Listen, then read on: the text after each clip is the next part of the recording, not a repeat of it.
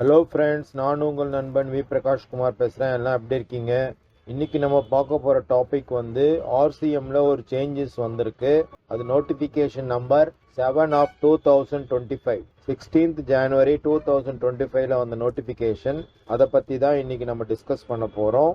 அதுக்கு முன்னாடி யாரெல்லாம் நம்ம சேனலை சப்ஸ்கிரைப் பண்ணுங்க, ஷேர் பண்ணுங்க, பெல் ஐக்கான் அழுத்துங்க. இப்போ இன்னைக்கு நம்ம பார்க்க போகிற நோட்டிஃபிகேஷன் என்னன்னு பார்த்தீங்கன்னா, ஆர்சிஎம்ல காம்போசிஷன் டீலர் வந்து டேக்ஸ் கட்டக்கூடாதுன்னு சொல்கிறது தான். அதுக்கு முன்னாடி உங்களுக்கு சிம்பிளாக ஆர்சிஎம்னா என்னன்னு சொல்கிறேன் பாருங்க. ஒரு சப்ளையர் ஒரு ரெசிபியண்ட்டுக்கு கூட்ஸ் ஆர் சர்வீசஸ் ஏதாவது சப்ளை பண்ணிட்டு அந்த சப்ளையரே அந்த ஜிஎஸ்டியை கவர்மெண்ட்டுக்கு செலுத்தும் போது அதுக்கு பேர் ஃபார்வர்ட் சார்ஜ் மெக்கானிசம் சொல்கிறாங்க. அதே ரெசிபியண்ட் அந்த சர்வீஸ்க்கோ அந்த கூட்ஸ் வாங்கினதுக்கோ ஆர்சிஎம் பேசிஸில் கவர்மெண்ட்டுக்கு டேக்ஸ் கட்டுறதை வந்து ஆர்சிஎம்னு சொல்கிறாங்க. இப்போ notification number 9 of 2024, 8th October 2024 ஒரு நோட்டிஃபிகேஷன் வந்தது. அதில் பார்த்தீங்கன்னா சீரியல் நம்பர் 5AA அப்புறம் 5AB பார்த்தீங்கன்னா service by way of renting of any property other than residential dwelling, அதாவது ஒரு வாடகைக்கு கமர்ஷியல் பில்டிங்கை விடும்போது எனி அன்ரிஜிஸ்டர்ட் பர்சன் மூலயமா எனி ரிஜிஸ்டர்ட் பர்சனுக்கு வாடகை விடும்போது அந்த ரிஜிஸ்டர்ட் பர்சன் அந்த கமர்ஷியல் பில்டிங்க்கு ரெண்ட் பே பண்ணும்போது ஆர்சிஎம் கட்டிட்டு வாடகை கொடுக்கணும். இது வந்து 10th October 2024 எஃபெக்ட் வந்திருக்கு. அப்படி இருக்கும்போது எனி ரிஜிஸ்டர்ட் பர்சன் அப்படின்ற வார்த்தையில் காம்போசிட் டீலரும் வந்துட்டு இருந்தாங்க.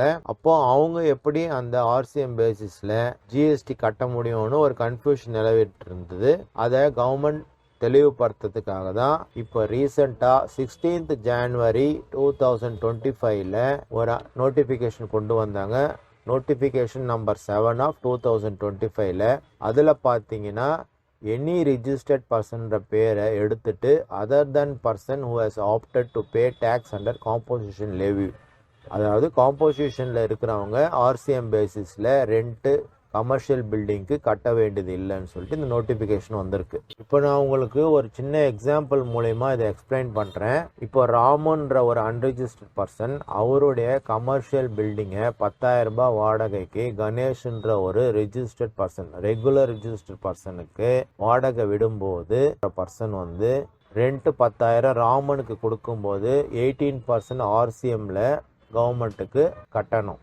ராமன்ற ஒரு அன்ரிஜிஸ்டர்ட் பர்சன் கணேசன் போன்றவர் ஒரு காம்போசிஷன் ரிஜிஸ்டர்ட் பர்சனாக இருக்கும்போது வாடகை விட்ட அந்த கமர்ஷியல் பில்டிங்க்கு ஆர்சிஎம்ல அந்த கணேஷ்ன்றப்போ கட்ட வேண்டியது இல்லைன்றத இந்த எக்ஸாம்பிள் மூலிமா உங்களுக்கு நான் சிம்பிளாக எக்ஸ்பிளைன் பண்ணியிருக்கேன். இந்த ஆர்சிஎம்ன்ற வீடியோ உங்களுக்கு புரிஞ்சிருக்கும்னு நினைக்கிறேன் ஃப்ரெண்ட்ஸ். காம்போசிஷன் டீலர் நிறைய பேர் எங்களை வாட்ஸ்அப்பில் எங்களுக்கு டேக்ஸ் எப்படி கட்டுறதுன்னு கேட்டதுனால இந்த வீடியோ போட்டிருக்கோம்.